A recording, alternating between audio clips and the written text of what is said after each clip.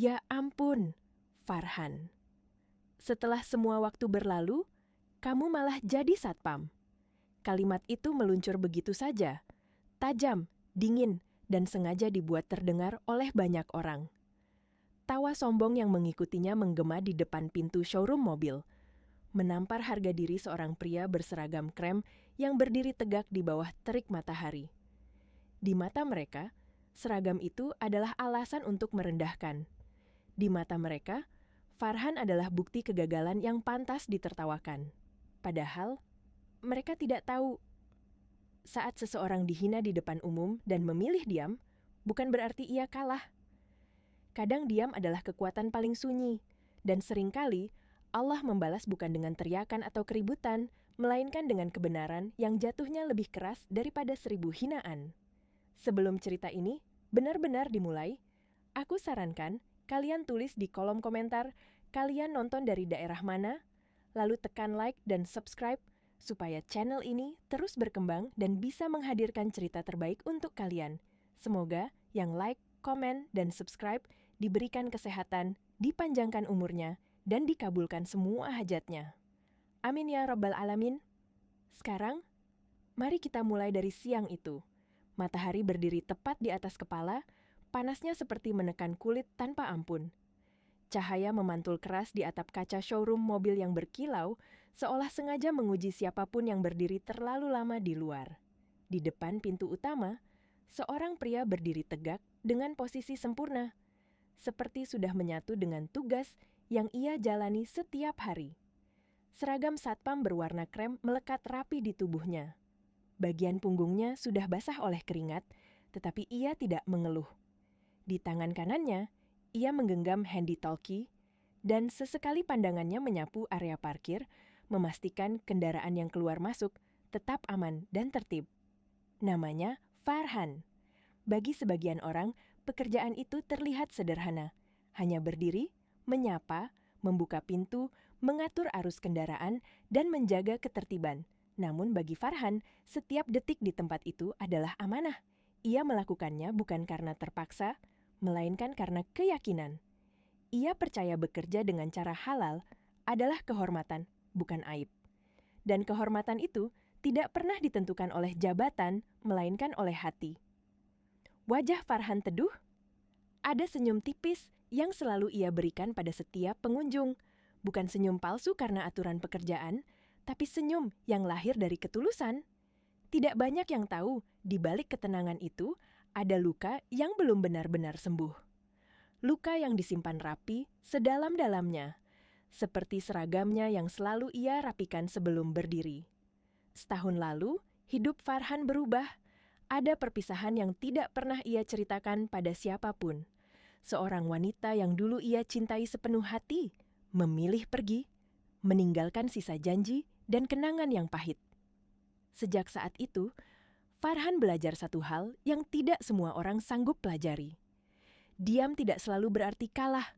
Kadang diam adalah cara seseorang menyelamatkan dirinya sendiri, agar tidak berubah menjadi orang yang penuh dendam. Siang itu showroom sedang ramai. Beberapa sales sibuk melayani calon pembeli. Suara obrolan, tawa kecil, dan derit pintu kaca bercampur dengan dengung pendingin ruangan dari dalam.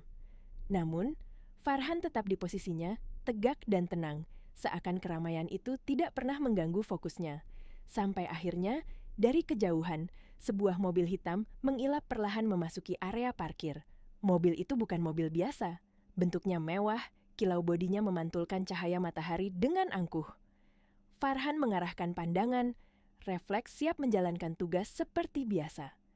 Namun ia belum tahu, mobil itu tidak hanya membawa tamu showroom. Mobil itu membawa sesuatu yang jauh lebih berat dari sekadar kunjungan. Mobil berhenti tepat di depan pintu, mesin dimatikan. Suasana seolah ikut menahan napas. Pintu terbuka perlahan. Tumit sepatu wanita menyentuh lantai parkiran. Bunyi ketukannya terdengar jelas, tegas, dan penuh percaya diri. Seorang wanita turun dari mobil, mengenakan gaun merah tanpa lengan yang membalut tubuhnya. Riasan wajahnya tebal dan sempurna. Rambut hitam, panjangnya tergerai rapi. Berkilau, terkena sinar matahari. Langkahnya mantap, dan di bibirnya Ada senyum kecil yang menyimpan sesuatu. Kesombongan. Di belakangnya, seorang pria turun menyusul. Posturnya tegap, kemeja putihnya bersih, jam tangan mahal melingkar di pergelangan tangannya. Mereka berjalan berdampingan, tampak seperti pasangan yang ingin dunia tahu bahwa hidup mereka sekarang berhasil, tinggi, dan patut dipandang. Farhan baru saja merapikan posisi topinya ketika matanya, tanpa sengaja, bertemu dengan wajah wanita itu. Dan dalam 1 detik, dada Farhan seperti dihantam sesuatu yang keras. Langkahnya seakan berhenti. Napasnya tercekat. Wajah itu terlalu ia kenal. Terlalu dekat dengan masa lalu yang ia kira sudah ia kubur, rapat-rapat. Wanita itu menoleh ke arahnya. Mata mereka bertemu. Senyum wanita itu berubah. Bukan senyum ramah, bukan senyum sopan, tapi senyum sinis. Senyum seseorang yang merasa berada jauh di atas, senyum yang seolah berkata, "Lihat, kamu masih di bawah, Farhan." Handy-talkie di tangan Farhan terasa lebih berat dari biasanya. Siang yang panas itu tiba-tiba berubah menjadi awal dari luka yang lebih dalam. Dan Farhan belum tahu, pertemuan singkat di depan pintu showroom ini akan mengguncang hidup banyak orang, termasuk dirinya sendiri. Farhan masih berdiri di tempatnya. Tubuhnya tetap tegak, tapi dadanya bergetar pelan. Bukan karena panas matahari yang menyengat, melainkan karena satu kenyataan yang baru saja berjalan turun dari mobil mewah itu dan menatapnya seperti orang asing.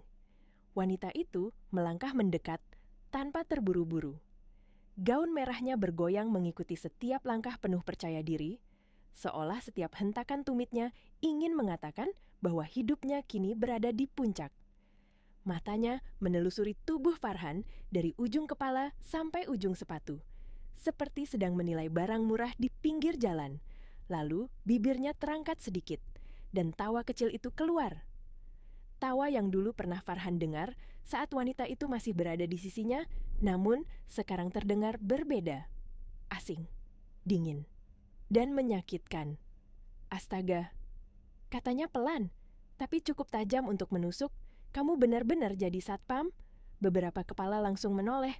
Suara itu tidak hanya ditujukan pada Farhan, tapi juga pada semua orang di sekitar, seolah wanita itu ingin memastikan penghinaan ini disaksikan, dicatat, lalu disebarkan. Farhan tidak menjawab. Ia hanya menunduk sedikit, menggenggam handy-talkie lebih kuat dari biasanya. Dalam hati, ada sesuatu yang ingin meluap. Ada 1000 kalimat yang ingin keluar, ingin menjelaskan, ingin membela diri. Tapi lidahnya terasa keluh, dan tenggorokannya seperti diikat oleh kesabaran yang sudah ia latih selama ini. Jarak mereka sekarang hanya beberapa meter. Wanita itu mendekat lagi, suaranya makin jelas. "Kamu sekarang jadi satpamnya," katanya. Lalu tersenyum sinis, "Pantas saja dulu hidup kita miskin terus."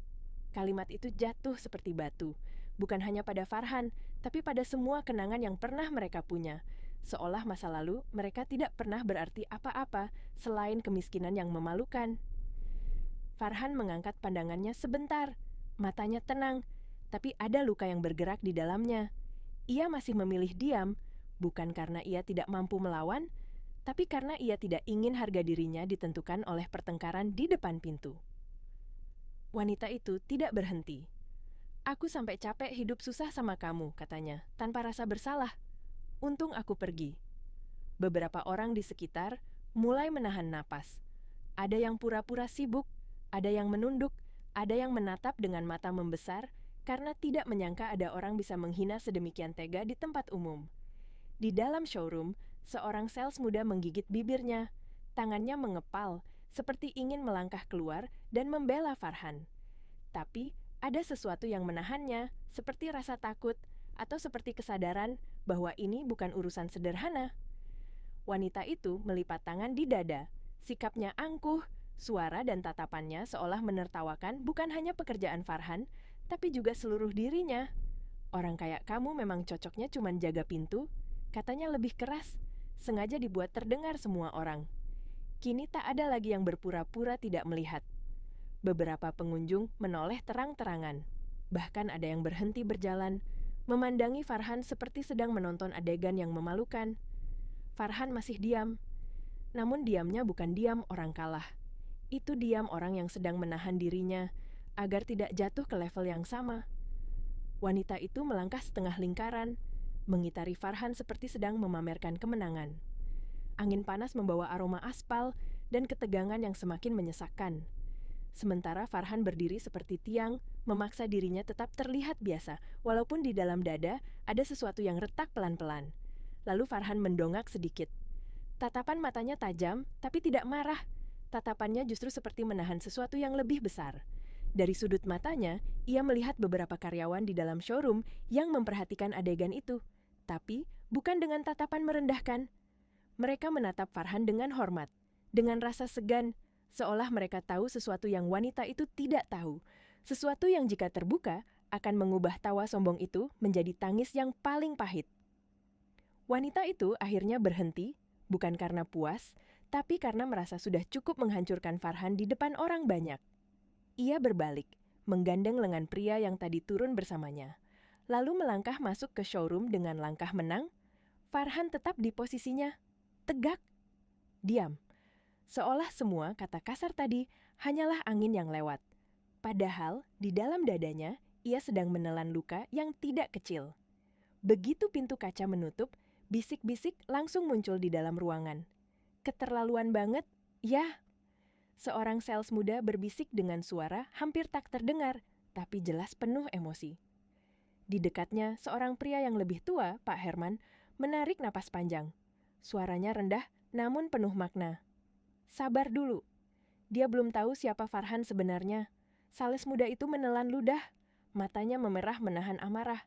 Kalau dia tahu, gumamnya lirih, seolah kalimat itu terlalu besar untuk diselesaikan. Pak Herman mengangguk pelan. Dia pikir pria berseragam satpam itu karyawan biasa. Padahal Farhan itu pemilik showroom ini. Bukan cuma pemilik, tapi orang yang membangun semuanya dari nol. Di sudut ruangan, seorang mekanik ikut bergumam. Saya dulu juga kaget waktu tahu, tapi Mas Farhan memang begitu. Dia nggak suka pamer. Dia lebih milih hidup sederhana. Sementara itu, Farhan di luar masih berdiri. Menarik napas dalam-dalam, mencoba mengusir sesak yang menekan dadanya. Ia tidak tahu bahwa bisik-bisik itu mengalir dan membesar, seperti gelombang yang perlahan akan menghantam orang yang tadi tertawa paling keras. Dan di dalam showroom, wanita itu masih tertawa kecil, sama sekali tidak sadar bahwa beberapa menit lagi, seluruh dunia yang ia banggakan akan mulai runtuh, sedikit demi sedikit. Di dalam showroom, udara terasa lebih sejuk, tapi suasana justru semakin panas. Pendingin ruangan bekerja tanpa henti, lampu-lampu putih memantul di lantai marmer yang mengkilap, dan deretan mobil baru berkilau rapi seperti sedang dipajang untuk sebuah pesta. Wanita itu melangkah masuk dengan kepala sedikit terangkat, seolah tempat ini memang pantas untuknya. Ia menggandeng lengan pria di sampingnya, Ardi, dengan cara yang sengaja ingin dilihat orang. Beberapa sales langsung mendekat, menebar senyum profesional. Tapi senyum mereka tidak sepenuhnya lepas. Ada ketegangan yang masih tertinggal dari kejadian di luar tadi. Mereka masih mendengar tawa, masih mendengar kalimat yang menampar harga diri Farhan, dan mereka tidak bisa pura-pura lupa begitu saja. Ardi tidak langsung bicara. Senyumnya hambar, matanya bergerak pelan, bukan menatap mobil-mobil mewah di sekelilingnya, melainkan melirik ke arah pintu kaca. Ia melihat siluet Farhan masih berdiri di luar, masih tegak, masih tenang, seolah tidak terjadi apa-apa. Namun, tatapan para karyawan yang sesekali mengarah keluar itu membuat Ardi menangkap sesuatu yang ganjil. Tatapan mereka bukan tatapan pada satpam. Tatapan itu penuh hormat, penuh segan. Seakan mereka sedang menatap seseorang yang lebih tinggi, lebih berpengaruh, dan jauh lebih penting dari semua orang yang ada di ruangan ini. Wanita itu tidak menyadari hal itu. Ia sibuk menikmati momen. Ia berjalan melewati salah satu mobil, menyentuh kapnya pelan, lalu menoleh pada sales dengan mata yang berkilat. "Mas, aku mau lihat yang paling mahal, yang paling keren," katanya. Suaranya manja tapi di dalamnya ada nada pamer yang jelas. Sales itu mengangguk cepat, berusaha tetap sopan. Ia mempersilakan mereka mendekat ke satu unit yang dipajang paling depan, sementara Ardi masih diam. Tangannya sesekali meremas kunci mobil yang tadi mereka pakai, seperti ada pikiran lain yang mengganggu kepalanya. Wanita itu tertawa kecil. Lalu, dengan nada yang sengaja dibesarkan, ia berkata seperti sedang bercerita lucu. "Tadi kalian lihat nggak satpam di depan itu? Dulu suamiku," katanya ringan, seolah itu hanya bahan lelucon. "Sekarang jadi satpam. Lucu banget." Beberapa sales menahan ekspresi. Ada yang pura-pura menunduk menatap brosur, ada yang berpura-pura mengecek tablet padahal semuanya mendengar. Dan dari sudut ruangan, Pak Herman yang lebih tua berdiri dengan wajah tegang. Ia tidak suka situasi ini. Ia tidak suka cara wanita itu berbicara. Terlalu kasar, terlalu sombong, terlalu tidak tahu diri. Ardi akhirnya menatap wanita itu. Tatapannya datar, tidak ikut tertawa, tidak ikut menikmati lelucon itu. Wanita itu masih belum sadar. Ia melanjutkan, lebih bersemangat karena merasa sedang menang. "Aku benar-benar beruntung udah ninggalin dia," katanya. "Kalau enggak, mungkin aku masih hidup susah sampai sekarang." Ardi tidak menjawab. Ia hanya menoleh lagi ke pintu kaca. Dan saat itu, ia melihat sesuatu yang membuat alisnya sedikit mengernyit. Seorang karyawan di dekat pintu mengangguk kecil ke arah Farhan seperti memberi hormat. Yang lain menatap Farhan dengan sikap yang terlalu rapi, terlalu menghargai. Ada rasa yang tidak cocok dengan cerita wanita itu. Kalau Farhan hanya satpam, kenapa semua orang menatapnya seperti itu? Ardi menahan napas. Ia tidak ingin langsung menyimpulkan, tapi rasa curiga itu mulai tumbuh, pelan-pelan, seperti asap tipis yang merayap di ruangan dingin. Di sisi lain, Pak Herman melangkah mendekat, berniat mengakhiri obrolan tidak pantas itu. Namun ketika ia membuka mulut, yang keluar justru kalimat yang membuat ruangan seperti berhenti sesaat. "Mas Farhan harus tanda tangan dokumen kantor pusat," ucap Pak Herman tanpa sengaja, karena refleks ingin menegur, ingin meluruskan. Wanita itu spontan menoleh cepat. Alisnya terangkat tinggi, wajahnya berubah, seperti baru saja mendengar sesuatu yang mustahil. Kamu bilang siapa yang harus tanda tangan? Satpam itu?" Sejak kapan satpam urus dokumen kantor pusat? Pak Herman terdiam, wajahnya menegang. Ia sadar, ia baru saja hampir membuka rahasia yang selama ini dijaga. Rahasia yang Farhan sendiri tidak pernah ingin diumumkan. Salah satu karyawan cepat-cepat memberi isyarat halus kepada Pak Herman agar berhenti bicara. Tapi kata-kata itu sudah terlanjur melayang, sudah terlanjur masuk ke telinga Ardi. Dan sejak detik itu, Ardi menatap pintu kaca dengan cara yang berbeda. Wanita itu tertawa lagi, tapi tawanya kali ini tidak sekeras tadi. Ada kekakuan kecil, ada kegugupan yang samar, karena walaupun ia masih ingin terlihat menang, ada bagian dalam dirinya yang mulai bertanya-tanya. Kenapa mereka bicara seperti itu? Namun kesombongannya menolak untuk takut. Ia menepis rasa aneh itu dengan kembali membusungkan dada. "Mas, nanti kita bawa pulang mobil yang paling mahal ya," katanya pada Ardi. Suaranya dibuat lembut, tapi tetap ada nada pamer. "Aku pengen semua orang lihat, biar mereka tahu hidupku sekarang jauh lebih baik. Biar orang-orang iri." Ardi tidak langsung menjawab. Ia menatap wanita itu lebih lama. Pandangannya pelan-pelan berubah. Bukan lagi kagum, bukan lagi bangga, melainkan seperti sedang menilai ulang siapa sebenarnya perempuan yang berdiri di sampingnya. Dan di balik pintu kaca, Farhan masih berdiri di tempatnya, tenang, tanpa tahu bahwa satu kalimat yang meluncur tanpa sengaja tadi sedang menyeret kebenaran keluar dari persembunyian. Ardi berjalan pelan, mengikuti sales menuju meja konsultasi. Namun, pikirannya tidak benar-benar ada di situ. Matanya sesekali kembali melirik ke arah pintu kaca. Siluet Farhan masih terlihat berdiri tegak, menjaga seperti biasa. Tidak ada gestur marah, tidak ada sikap menantang. Hanya ketenangan yang aneh, ketenangan yang tidak cocok dengan seseorang yang baru saja dipermalukan di depan umum. Wanita itu duduk lebih dulu, menyilangkan kaki dengan santai. Ia mengambil brosur mobil mahal, membolak-baliknya seperti sedang memilih baju baru, lalu tertawa kecil lagi, ingin mempertahankan citra bahwa semuanya baik-baik saja. Sales menjelaskan dengan suara halus, menyebut spesifikasi, fitur, harga, skema pembayaran. Wanita itu sesekali mengangguk, tapi jelas tidak benar-benar peduli. Yang ia pedulikan hanya satu, bagaimana mobil itu bisa menjadi bukti bahwa ia sudah menang. Tapi Ardi tidak seperti itu. Semakin lama ia mendengar penjelasan, semakin pikirannya menolak untuk diam. Kalimat Pak Herman tadi terus terngiang di kepala. Mas Farhan harus tanda tangan dokumen kantor pusat. Orang seperti apa yang harus tanda tangan dokumen kantor pusat? Satpam tidak mungkin, karyawan biasa pun belum tentu. Biasanya yang tanda tangan adalah pemilik, direktur, atau orang paling berpengaruh. Ardi menelan ludah pelan. Ia mulai menatap ruangan ini lebih detail. Di dinding dekat ruang administrasi ada beberapa foto. Foto peresmian, foto tim, foto acara syukuran. Ardi bangkit pelan seolah ingin melihat lebih dekat. Wanita itu tidak memperhatikan karena masih sibuk memuji dirinya sendiri di depan sales. Ardi melangkah ke dinding foto itu. Matanya menyapu satu persatu. Ada gambar pita besar dipotong, ada gambar seseorang memberi sambutan, ada gambar tim memegang plakat, dan di salah satu foto yang paling besar, Ardi membeku. Di sana jelas sekali. Pria yang memotong pita itu adalah Farhan. Farhan yang berseragam sederhana di luar tadi. Di foto itu, Farhan memakai kemeja rapi, berdiri di depan papan bertuliskan nama showroom.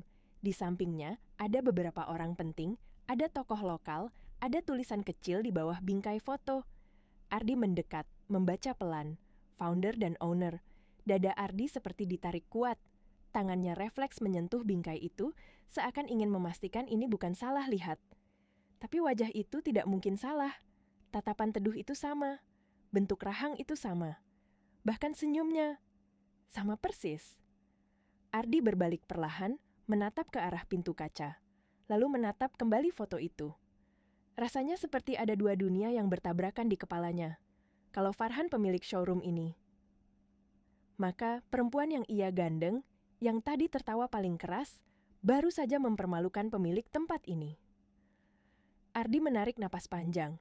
Kepalanya panas, bukan karena ruangan ini, tapi karena rasa malu yang tiba-tiba menempel pada dirinya sendiri. Ia datang ke sini dengan niat membeli mobil, dengan niat pamer mungkin, tapi kini ia merasa seperti berdiri di ujung jurang. Ia menoleh ke arah meja. Wanita itu masih bicara. Mas, aku mau yang ini ya. Yang paling mahal. Biar semua orang tahu kita beda kelas. Ardi tidak langsung duduk. Ia memandang wanita itu dengan mata yang kini lebih dingin. Wanita itu menyadari perubahan itu dan mengerutkan dahi. Kenapa? Kamu kok lihat aku gitu? Ardi tidak menjawab. Ia hanya menunjuk pelan ke arah dinding foto. Kamu lihat itu, katanya pelan. Wanita itu menoleh malas, seolah menganggap itu tidak penting. Tapi, begitu matanya menangkap foto besar itu, wajahnya berubah sedikit. Seperti ada sesuatu yang menamparnya pelan, walaupun ia masih mencoba menyangkal. Itu, siapa tanyanya? Suaranya mulai kehilangan nada sombong. Ardi mendekat, menunjuk tepat di wajah pria dalam foto. Itu Farhan. Wanita itu tertawa kecil, refleks menolak percaya. Ah, mana mungkin. Farhan satpam di luar. Kamu nggak usah lebay. Ardi menatapnya tajam, baca tulisannya. Wanita itu menelan ludah. Ia berdiri perlahan, melangkah ke dinding foto. Tangannya sedikit gemetar, tapi ia menutupi dengan gaya sok santai. Ia membaca tulisan kecil itu pelan-pelan. Founder dan owner. Detik itu juga, wajahnya pucat. Bibirnya terbuka sedikit, tapi tidak ada suara keluar. Matanya membesar, dan napasnya seperti tersangkut. Ia menoleh cepat ke arah pintu kaca. Farhan masih berdiri di luar, masih dengan seragam satpamnya, masih tenang. Tapi sekarang, bagi wanita itu, Farhan tidak lagi terlihat seperti satpam. Farhan terlihat seperti kebenaran yang selama ini ia tertawakan. Ia mencoba tertawa lagi, tapi tawanya pecah, kering, tidak sampai ke mata. Ini pasti cuma kebetulan, katanya, suaranya bergetar. Mungkin dia cuma mirip. Ardi menggeleng pelan. Ia tidak ingin mempermalukan wanita itu lebih jauh, tapi ia juga tidak bisa membiarkan kebodohan ini berlanjut. Kamu tadi di luar ngomong apa aja ke dia? Tanya Ardi. Kali ini suaranya rendah, tapi berat. Wanita itu menelan ludah lagi. Matanya mulai basah, bukan karena sedih, tapi karena takut.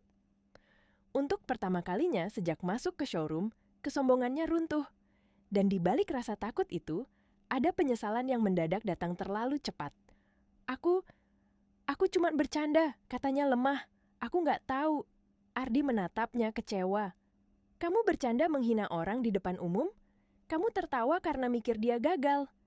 Wanita itu ingin membela diri, tapi kata-kata tidak keluar. Di dadanya, ada rasa panik yang merambat cepat. Karena jika Farhan benar-benar pemilik, maka ia baru saja menampar wajah dirinya sendiri di tempat yang seharusnya ia hormati. Dan sekarang, pertanyaannya bukan lagi soal mobil mana yang akan mereka beli. Pertanyaannya adalah, apakah Farhan mendengar semuanya, menyimpan semuanya, dan apakah ia akan membalas dengan cara yang paling tenang namun paling menghancurkan? Di saat yang sama, pintu kaca terbuka. Suara bel kecil di atas pintu berdenting halus, dan Farhan melangkah masuk. Langkahnya pelan, tenang, tapi setiap langkah terasa seperti mengetuk lantai dengan kebenaran yang berat. Beberapa karyawan langsung berdiri sedikit lebih tegak. Sales yang tadi melayani pun otomatis menunduk hormat. Wanita itu membeku di tempatnya. Farhan berhenti tidak jauh dari mereka. Matanya bertemu dengan mata wanita itu. Tatapannya tidak marah, tapi justru itulah yang membuat wanita itu semakin takut. Karena kemarahan bisa diteriaki, bisa dilawan, bisa diperdebatkan. Tapi ketenangan. Ketenangan seperti ini biasanya adalah pertanda bahwa seseorang sudah memutuskan sesuatu. Farhan menatap mereka berdua, lalu tersenyum tipis. "Selamat siang," katanya lembut. Dan wanita itu merasa dunia di bawah kakinya mulai retak. Farhan berdiri di hadapan mereka dengan sikap yang sama seperti di luar. Rapi, tenang. Tidak ada tatapan membakar, tidak ada nada tinggi. Namun justru itu yang membuat ruangan terasa seperti kehilangan udara. Semua orang menahan napas, seolah takut salah bergerak. Wanita itu menelan ludah, tenggorokannya kering. Tangannya yang tadi percaya diri, memegang brosur kini gemetar, halus. Ia mencoba tersenyum, tapi senyum itu pecah sebelum sempat terbentuk. Farhan memandangnya sebentar, lalu menoleh kepada Ardi. "Selamat siang, Mas. Ada yang bisa saya bantu?" Suaranya lembut, profesional, seperti pemilik toko yang menyambut pelanggan. Ardi berdiri lebih tegak. Ia terlihat canggung, seperti seseorang yang tiba-tiba sadar ia sedang berdiri di tempat yang bukan sekadar showroom biasa, melainkan di rumah orang lain. Ia membuka mulut, tapi sempat bingung harus bicara apa. Kami mau lihat mobil, Pak," ucapnya akhirnya. Suaranya pelan. Farhan mengangguk pelan, lalu menoleh pada salah satu sales. "Silakan bantu jelaskan unitnya. Kalau sudah cocok, arahkan ke ruang administrasi," katanya singkat. Sales itu mengangguk cepat. Suasana tetap tegang. Wanita itu akhirnya memaksa dirinya bicara, berusaha menyelamatkan wajah. Ia menarik napas dan mencoba membuat suaranya manis. "Farhan, Mas Farhan, ternyata kamu kerja di sini ya," katanya, berpura-pura baru tahu. "Aku tadi di luar, cuman bercanda." Farhan menatapnya. Tatapan itu tidak menusuk, tapi seperti cermin. Dan saat seseorang yang pernah kamu hina menatapmu seperti cermin, kamu tiba-tiba dipaksa melihat dirimu sendiri seutuhnya tanpa hiasan. Farhan tersenyum tipis. "Iya, saya kerja di sini," jawabnya tenang. "Setiap orang yang kerja dengan jujur itu terhormat, kan?" Kalimat itu terdengar sederhana, tapi jatuhnya seperti tamparan lembut yang lebih menyakitkan dari makian. Wanita itu memucat lagi, matanya berkedip cepat, mencoba menahan rasa malu yang naik ke wajah. Ardi melirik wanita itu, lalu kembali menatap Farhan. "Maaf, Pak, saya benar-benar tidak tahu," katanya suaranya terdengar tulus. Farhan mengangguk. "Tidak apa-apa, yang penting kita semua belajar menghargai orang," jawabnya pelan. Wanita itu menggigit bibir. Ia merasa Farhan sedang menyindirnya tanpa perlu memanggil namanya. Dan di depan banyak orang, sindiran seperti itu lebih kejam karena semua orang mengerti siapa yang dimaksud. Farhan melangkah satu langkah lebih dekat. Tidak agresif, tidak menekan. Tetapi jarak itu cukup untuk membuat wanita itu merasa terpojok. Dia menatap wanita itu lagi, lalu berkata dengan nada yang sangat lembut. "Kamu sehat? Suaramu tadi terdengar sangat bahagia. Kalimat itu membuat ruangan membeku. Wanita itu langsung menunduk, matanya memerah. Ia tahu Farhan mendengar semuanya. Ia tahu Farhan tidak lupa. Dan ia tahu Farhan tidak perlu mengulang kata-kata itu untuk membuatnya merasa hancur. Aku minta maaf. Ucap wanita itu akhirnya hampir berbisik, aku benar-benar gak tahu ini tempat kamu. Farhan mengangguk seperti menerima permintaan maaf itu, tapi tidak buru-buru memberi pelukan atau pengampunan yang manis. Ia hanya berdiri di sana, tenang, membuat wanita itu merasakan beratnya konsekuensi.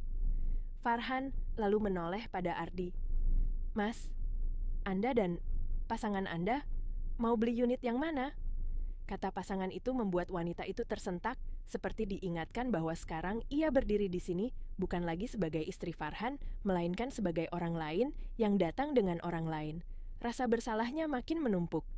Ardi menjawab pelan, masih terlihat tidak nyaman. Kami mau lihat unit yang tadi. Tapi setelah ini, saya pikir lagi, Pak. Farhan mengangguk. Senyumnya tetap tipis. Silakan, di sini tidak ada paksaan. Tapi ada satu hal yang selalu saya pegang, katanya. Ruangan kembali menahan napas, menunggu. Farhan melanjutkan, suaranya pelan namun jelas. Orang boleh pergi dari hidup kita kapan saja. Tapi cara mereka pergi, itu yang menunjukkan siapa mereka sebenarnya. Wanita itu menutup mata sebentar. Kalimat itu seperti menembus dadanya. Ia ingin menangis, tapi ia menahan. Karena menangis di sini justru akan membuat semua orang melihat kehancurannya. Farhan lalu melangkah mundur sedikit. Ia mengangguk sopan, seperti pertemuan ini hanya urusan bisnis. Kalau begitu, saya biarkan sales membantu. Saya ada urusan sebentar di kantor, katanya. Ia berbalik. Dan saat Farhan melangkah pergi, karyawan-karyawan otomatis memberi jalan, beberapa menunduk hormat. Semua sikap itu mempertegas satu hal yang kini tidak bisa lagi disangkal. Farhan bukan satpam. Farhan pemilik. Farhan orang besar. Wanita itu berdiri seperti patung. Tangannya mencengkeram ujung tas sampai putih.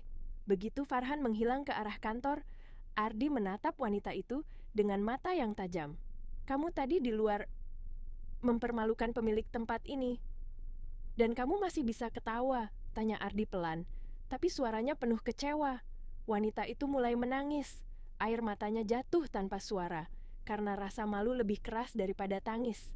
Aku nggak tahu. Aku sumpah nggak tahu. Ucapnya bergetar. Aku pikir dia beneran gagal. Ardi menghela napas panjang. Justru karena kamu pikir dia gagal, kamu menghina. Dan itu yang paling buruk. Wanita itu menangis semakin kencang, tapi masih berusaha menutup mulutnya. Ia merasa semua mata memandangnya, dan kini tawa yang dulu ia lemparkan seperti kembali padanya dari segala arah. Namun, di saat yang sama, di balik pintu kantor yang tertutup, Farhan berdiri sendiri. Tangannya menyentuh meja, napasnya perlahan. Wajahnya tetap tenang, tapi matanya kosong sejenak. Ada luka lama yang tadi terbuka. Luka yang ia kira sudah sembuh. Dan sekarang, pertanyaan sebenarnya bukan apakah Farhan akan membalas, tapi bagaimana? Karena orang seperti Farhan tidak membalas dengan makian. Orang seperti Farhan membalas dengan keputusan, dan keputusan itu bisa mengubah hidup seseorang dalam satu hari. Begitu Farhan menghilang ke arah kantor, ruangan itu tidak langsung kembali normal. Justru sebaliknya, udara terasa makin berat, seperti ada sesuatu yang sedang menggantung di langit-langit showroom, menunggu jatuh. Wanita itu masih berusaha berdiri tegak. Ia memaksa senyum kecil, memaksa napasnya terlihat stabil, seolah semua yang terjadi barusan hanyalah salah paham kecil yang bisa disapu dengan tawa. Tapi Ardi tidak tertawa. Ia tidak bergerak mendekat. Ia berdiri di belakangnya, menggenggam kunci mobil, sampai ruas jari memutih, dan matanya terus menatap pintu kaca ke arah Farhan, yang tadi berdiri sebagai satpam. Tatapan Ardi berubah menjadi tatapan orang yang baru, saja sadar dirinya hampir terseret ke dalam sesuatu yang memalukan. Wanita itu kembali bersuara, berusaha mengembalikan kontrol. Mas, kalau kita bawa pulang yang paling mahal, pasti semua orang. Ardi mengangkat tangan pelan, berhenti. Suaranya datar, tapi ada tekanan yang membuat seluruh ruangan ikut menegang. Wanita itu menoleh cepat, terkejut, seperti tidak percaya Ardi berani memotongnya. "Kenapa, Mas?" Ardi melangkah satu langkah maju, tidak keras, tapi cukup untuk membuat wanita itu merasa seperti dinding sedang mendekat. Ardi memandangnya lama sekali. Lalu suaranya meninggi sedikit, bukan karena ingin berteriak, tapi karena dadanya penuh. "Kamu dari tadi merendahkan orang. Kamu sadar enggak sikap kamu keterlaluan?" Wanita itu membeku sebentar. Matanya bergerak gelisah, mencari celah untuk membela diri. Beberapa karyawan berhenti bergerak. Ada yang pura-pura merapikan brosur, ada yang pura-pura menata display, padahal telinga mereka tajam menangkap setiap kata. "Mas, kamu kenapa sih? Aku cuma nggak mau orang kira aku masih sama seperti dulu." Ucapnya cepat, suara mulai meninggi juga. "Aku sekarang hidup enak, aku bangga." Ardi menghela napas, panjang dan berat, seperti sedang menahan kekecewaan yang menumpuk sejak tadi. "Aku nggak mau dibandingkan sama orang gagal seperti dia," lanjut wanita itu. Tanpa sadar katanya justru menjadi pisau yang menusuk dirinya sendiri. Begitu kalimat itu keluar, wajah Ardi mengeras. Sejenak, hanya ada suara pendingin ruangan, hening yang menusuk. Ardi menatap wanita itu seperti orang yang baru pertama kali melihatnya. "Aku pikir kamu anggun," kata Ardi pelan, tapi setiap katanya terasa jelas dan tajam. "Ternyata, kamu cuma cantik di luar. Dalamnya, kamu kejam." Wanita itu membuka mulut, tapi tidak ada suara keluar. Tangannya gemetar kecil. Ia ingin menyangkal, ingin tertawa, ingin bilang itu hanya bercanda, tapi kali ini tidak ada tawa yang sanggup keluar. Ardi menarik napas lagi, lalu berkata dengan tenang, yang justru terdengar paling mengerikan. "Mulai hari ini, aku ceraikan kamu." Waktu seakan berhenti. Wanita itu terbelalak.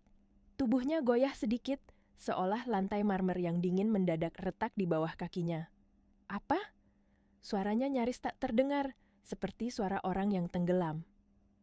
Ardi tidak menoleh lagi, tidak memberi kesempatan untuk drama, tidak memberi ruang untuk rayuan atau alasan. Ia hanya melangkah pergi dengan wajah dingin, meninggalkan wanita itu berdiri sendiri di tengah showroom, di antara mobil-mobil mahal yang tiba-tiba terasa tidak ada artinya. Dan di detik itu, wanita itu paham. Harga paling mahal bukan mobil yang ia incar. Harga paling mahal adalah harga kesombongannya sendiri, dan barusan ia membayarnya lunas di depan banyak mata. Lantai marmer showroom itu terasa dingin sekali, seolah dinginnya sengaja merayap sampai ke tulang. Wanita itu tidak lagi berdiri angkuh seperti beberapa menit lalu. Ia terduduk di sana, tepat di antara pantulan lampu putih dan bayangan mobil-mobil mewah yang tadi ia banggakan. Tangannya gemetar, menutup wajah. Air mata yang tadi ia tahan akhirnya jatuh juga, deras, membasahi pipi, merusak riasan yang sejak awal ia jadikan tameng. Nafasnya putus-putus. Ia mencoba bicara, tapi yang keluar hanya isak. Dan untuk pertama kalinya, ia merasa semua kilau di ruangan ini tidak bisa menyelamatkannya dari rasa malu. Beberapa orang menunduk. Ada yang memilih berpaling, ada yang pura-pura sibuk, bukan karena tidak peduli, tapi karena mereka tahu ini bukan sekadar tangis. Ini runtuhnya seseorang yang selama ini mengira dirinya sudah menang. Tidak ada yang berani mendekat. Bahkan para sales yang biasanya ramah dan cepat menawarkan bantuan, kini seolah kehilangan kata-kata. Mereka tahu, satu langkah yang salah bisa membuat suasana makin hancur. Mereka hanya diam, menunggu, membiarkan perempuan itu merasakan sendiri apa yang barusan ia ciptakan dengan mulutnya. Di luar pintu kaca, suasana mendadak berubah saat bunyi bel kecil terdengar pelan. Seseorang masuk, langkah sepatu menyentuh lantai marmer dengan bunyi yang halus. Tapi entah kenapa terasa jelas sekali. Semua mata otomatis menoleh, tanpa komando, tanpa perlu dipanggil. Farhan. Ia berjalan pelan, tenang, tegak. Tidak ada wajah puas. Tidak ada senyum kemenangan. Hanya ketenangan seorang pria yang sudah lama belajar menahan luka tanpa membuat luka baru untuk orang lain. Farhan berhenti tidak jauh dari wanita itu. Di sekelilingnya, para karyawan berdiri lebih rapi, kepala mereka sedikit tertunduk, penuh hormat. Mereka tidak perlu bicara untuk menunjukkan siapa yang mereka hormati di tempat ini. Wanita itu mengangkat wajahnya perlahan. Matanya merah, dadanya sesak, bukan hanya karena baru saja ditinggalkan Ardi, tapi karena ia sadar ia menghina orang yang seharusnya paling pantas ia hormati dan ia melakukannya dengan tawa. Farhan. Suara itu pecah, hampir tenggelam oleh Ishak. Aku salah, aku benar-benar salah. Kalimat itu keluar terbata-bata seperti pengakuan yang akhirnya dipaksa lahir setelah semuanya terlambat. Wanita itu menunduk lagi, lalu melanjutkan dengan suara bergetar. Sekarang aku kehilangan segalanya. Suamiku, harga diriku. Ia tidak berani menatap Farhan terlalu lama, karena tatapan Farhan yang tenang justru membuat rasa bersalahnya makin besar. Kalau Farhan marah, mungkin ia masih bisa merasa dirinya sedang diserang, tapi Farhan tidak marah. Dan ketenangan itu seperti mengatakan, "Kamu jatuh karena ulahmu sendiri." Farhan menatapnya dengan mata jernih. Lama. Lalu suaranya terdengar pelan, tidak keras tapi jelas. "Hidup ini begitu," katanya. Kata-kata itu jatuh ringan, namun terasa berat sekali.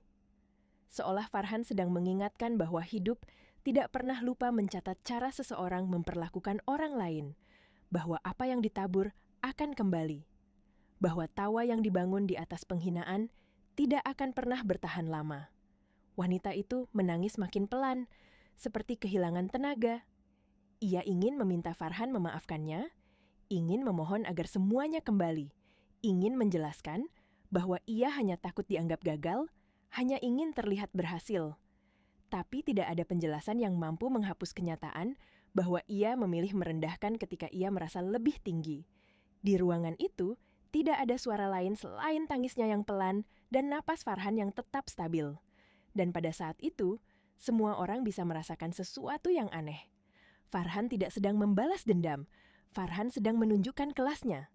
Suasana di dalam showroom seperti ditahan oleh sesuatu yang tak terlihat. Para karyawan berdiri dengan kepala tertunduk penuh hormat, seolah mereka ingin mengatakan banyak hal, ingin membela, ingin menegaskan bahwa yang baru saja terjadi barusan adalah penghinaan yang tidak pantas. Namun Farhan hanya mengangkat tangan pelan, memberi isyarat halus agar semuanya cukup. Tidak perlu ada suara keras, tidak perlu ada keributan. Seakan Farhan ingin menjaga tempat ini tetap bersih. Bukan hanya dari ancaman, tapi juga dari kebencian. Di lantai marmer yang dingin itu, wanita itu masih terduduk. Tangisnya kini lebih lirih, seperti kehabisan tenaga. Tubuhnya yang tadi penuh gaya kini mengecil, seolah ingin menghilang. Ia menatap Farhan dengan mata yang merah dan basah, bukan lagi dengan kesombongan, tapi dengan kebingungan yang paling menyakitkan. Karena saat seseorang menertawakan orang lain, ia merasa dirinya memahami segalanya. Tapi ketika kenyataan menunjukkan ia salah total, yang tersisa hanya pertanyaan, dan pertanyaan itu terasa seperti hukuman. "Farhan, sebenarnya kamu siapa?" Kalimat itu keluar pelan, nyaris berbisik, tapi terdengar jelas sekali di ruangan yang sunyi. Semua orang menahan napas. Tidak ada yang berani bergerak. Bahkan suara pendingin ruangan pun terasa jauh. Farhan menatap wanita itu dengan mata jernih. Tidak ada kebencian di sana. Tidak ada juga rasa ingin mempermalukan balik. Hanya ketenangan yang membuat hati orang yang bersalah semakin berat. Karena ia tidak menemukan celah untuk menyalahkan siapapun selain dirinya sendiri. Farhan tersenyum samar. "Aku hanya orang biasa yang memilih tetap rendah hati." Jawaban itu sederhana, tapi seperti menutup sebuah pintu yang tidak bisa dibuka lagi. Wanita itu ingin berkata sesuatu, ingin memohon, ingin membalik waktu, ingin minta satu kesempatan lagi untuk tidak menjadi dirinya yang tadi. Tapi lidahnya keluh, hatinya terlalu penuh. Farhan mengangguk pelan, seolah memberi salam perpisahan yang tidak dramatis, tapi justru itulah yang paling menusuk. Ia lalu berbalik, melangkah menuju pintu. Cahaya sore masuk dari balik kaca besar, membalut tubuhnya yang tegap meski berseragam sederhana. Langkahnya pelan, tenang, tidak tergesa, seolah ia membawa pulang sesuatu yang tidak ingin ia pamerkan. Harga diri, kesabaran, dan luka yang tetap ia jaga agar tidak berubah menjadi dendam. Di belakangnya, wanita itu masih terduduk. Tangisnya semakin lirih. Penyesalan datang terlambat, dan terlambat selalu punya rasa yang paling pahit, karena ia tidak memberi kesempatan untuk memperbaiki apa yang sudah terlanjur hancur. Sore itu, langit di luar showroom mulai berubah warna. Matahari perlahan turun, tapi panas yang tadi membakar seolah masih tertinggal di dada wanita itu. Ia akhirnya berdiri dengan tubuh yang lemas, seperti baru saja melewati badai yang menghancurkan semua yang ia banggakan. Tidak ada lagi Ardi di sampingnya. Tidak ada lagi tawa sombong. Tidak ada lagi langkah percaya diri yang tadi ia injak-injakkan ke lantai sambil memamerkan kemenangan. Yang tersisa hanya keheningan dan rasa malu yang menempel seperti noda yang tidak bisa dicuci. Ia melangkah pelan ke arah pintu, melewati deretan mobil mewah yang kini tampak seperti benda mati. Padahal, beberapa menit lalu, ia merasa mobil-mobil itu adalah bukti bahwa hidupnya berhasil. Tapi sekarang, ia sadar. Keberhasilan yang dipakai untuk merendahkan orang lain hanya akan menjatuhkan dirinya sendiri. Begitu pintu kaca terbuka, angin sore menyentuh wajahnya. Udara di luar tidak sedingin showroom, tapi ia justru merasa lebih sesak. Di area parkir, beberapa orang masih berjalan, beberapa mobil keluar masuk. Dunia tetap berjalan seperti biasa, seolah tidak peduli bahwa hidup seseorang baru saja runtuh dalam satu hari. Wanita itu menoleh pelan ke arah pos depan. Farhan masih di sana, masih berseragam, masih berdiri tenang, masih melakukan tugasnya, seolah tidak ada apa-apa. Dan pemandangan itu membuat hati wanita itu semakin hancur, karena ia baru sadar. Farhan tidak pernah berubah untuk menjadi orang besar. Farhan sudah besar sejak awal. Yang berubah hanyalah cara orang memandang dan cara ia sendiri memilih menghina. Ia melangkah mendekat, pelan, ragu-ragu. Setiap langkah terasa berat, seperti ia sedang berjalan menuju hukuman. Ketika jarak mereka tinggal beberapa meter, Farhan menoleh. Tatapannya tetap tenang, tidak menolak, tapi juga tidak memanggil. Wanita itu berhenti. Farhan. Ucapnya pelan, suaranya pecah. Ia menunduk. Tangan kanannya menggenggam ujung tas dengan kuat, seolah takut jatuh. Aku minta maaf sekali lagi, katanya lirih. Aku sudah keterlaluan. Aku gak pantas ngomong begitu ke kamu. Farhan tidak langsung menjawab. Ia menatap wanita itu lama, seperti sedang membaca seluruh isi hatinya. Lalu ia menarik napas pelan. Aku sudah memaafkan, katanya akhirnya. Tapi memaafkan tidak selalu berarti mengulang. Kalimat itu lembut, tapi rasanya seperti pintu yang tertutup perlahan. Tidak dibanting, tidak dikunci kasar, tapi tertutup rapat. Dan wanita itu tahu, pintu itu tidak akan terbuka lagi. Ia mengangkat wajahnya, air mata masih menggantung di kelopak. Kalau dulu aku tetap sama kamu. Apa hidupku akan begini? Tanyanya, suara penuh penyesalan. Farhan tersenyum tipis, senyum yang tidak mengejek, tidak juga mengasihani. Senyum orang yang sudah lama berdamai dengan takdir. Hidupmu bukan ditentukan oleh siapa yang kamu tinggalkan, jawab Farhan pelan. Hidupmu ditentukan oleh cara kamu memperlakukan orang. Wanita itu memejamkan mata. Kalimat itu seperti menampar hati yang sudah lelah. Ia menyadari, bukan Farhan yang membuatnya jatuh. Ia sendiri yang menjatuhkan dirinya dengan kata-kata yang keluar tanpa hati. Farhan menoleh ke depan, kembali mengawasi area parkir. Seperti itulah Farhan. Tidak mengubah dunia untuk orang yang sudah menyakitinya. Ia tetap menjalankan hidupnya, tetap menjaga pekerjaannya, tetap rendah hati. Dan pada saat itu, wanita itu paham sesuatu yang lebih pedih daripada kehilangan Ardi. Ia kehilangan kesempatan menjadi manusia yang lebih baik. Ketika ia memilih menjadi orang yang paling sombong, ia mundur pelan lalu berbalik. Langkahnya pelan menuju mobil hitam yang tadi mengantarnya. Tapi, kini mobil itu tidak lagi terlihat seperti kemenangan. Mobil itu tampak seperti benda dingin yang hanya membawa pulang seseorang yang kalah oleh dirinya sendiri. Di belakangnya, Farhan masih berdiri. Tegak, diam, tenang. Dan di dalam keheningan sore, kata-kata Farhan tadi terasa terus menggema, lebih keras daripada suara mesin mobil manapun. Wanita itu duduk di dalam mobil dengan tangan gemetar. Mesin belum dinyalakan, tapi dadanya sudah sesak, seakan ia tidak punya tempat untuk bernapas. Dari balik kaca depan, ia masih bisa melihat Farhan berdiri di posnya. Tenang, rapi, seperti pria yang tidak pernah perlu membuktikan apapun pada siapapun. Di kaca itu, ia melihat bayangannya sendiri. Riasan yang luntur, mata yang bengkak, wajah yang tadi penuh percaya diri, kini terlihat asing. Dan untuk pertama kalinya, ia benar-benar bertanya pada dirinya sendiri, bagaimana bisa aku berubah jadi orang seperti ini? Ia menunduk, lalu menutup wajah dengan kedua tangan. Tapi menutup wajah tidak bisa menutup ingatan. Kalimat yang ia ucapkan tadi siang terus berulang dalam kepalanya, persis seperti rekaman yang tidak mau berhenti. Kamu benar-benar jadi satpam. Orang kayak kamu cocoknya cuma jaga pintu. Untung aku pergi. Sekarang setiap kalimat itu kembali padanya bukan sebagai lelucon, tapi sebagai hukuman. Dan hukuman paling kejam bukan yang datang dari orang lain, melainkan yang lahir dari kesadaran bahwa kamu sendiri yang merusak semuanya. Ia akhirnya menyalakan mesin. Mobil bergerak perlahan keluar dari area showroom.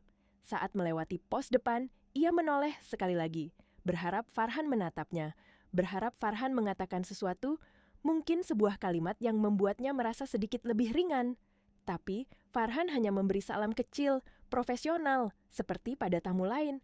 Tidak ada drama, tidak ada pertengkaran, tidak ada dendam. Dan justru itu yang membuat wanita itu menangis lagi, karena ia sadar Farhan sudah benar-benar melepaskannya. Mobil melaju ke jalan besar, lalu lintas sore mulai padat. Orang-orang pulang kerja, kota tetap hidup, tetap bergerak, seolah tidak peduli pada hati yang sedang remuk di dalam mobil hitam itu. Wanita itu menghapus air matanya, mencoba menenangkan diri, namun setiap kali ia menarik napas, rasa malu itu masih ada. Ia kehilangan Ardi, kehilangan harga dirinya, dan lebih dari itu, ia kehilangan kesempatan untuk tetap menjadi orang yang dihormati. Sementara itu, di showroom, semuanya kembali berjalan. Karyawan kembali bekerja, sales kembali melayani pelanggan, dan Farhan kembali pada rutinitasnya seperti biasa. Namun, ada satu hal yang kini berubah di mata semua orang. Mereka melihat Farhan bukan hanya sebagai pemilik yang kaya, tapi sebagai manusia yang besar karena ia mampu menahan diri saat dihina, mampu tetap sopan saat dipermalukan, dan mampu memilih tenang ketika ia sebenarnya punya kuasa untuk menghancurkan balik. Farhan membuktikan satu hal tanpa perlu berteriak. Kelas seseorang tidak terlihat dari mobil yang ia kendarai. Kelas seseorang terlihat dari cara ia memperlakukan orang lain. Dan di sore yang pelan itu, ketika matahari hampir benar-benar tenggelam, Farhan berdiri di posnya dengan wajah yang sama, tenang, sederhana, namun menyimpan kebesaran yang tidak bisa dibeli. Karena pada akhirnya, yang membuat seseorang benar-benar kaya bukan saldo di rekeningnya, tapi hatinya yang tidak bisa direndahkan oleh hinaan. Sampai di sini ceritanya. Kalau kamu pernah berada di posisi Farhan, pernah diremehkan, pernah dihina, tapi tetap memilih bertahan, tulis satu kata di kolom komentar, bertahan. Dan kalau kamu setuju bahwa karma selalu menemukan jalannya, tekan like dan subscribe supaya kamu tidak ketinggalan kisah-kisah yang membuat hati kita belajar lagi.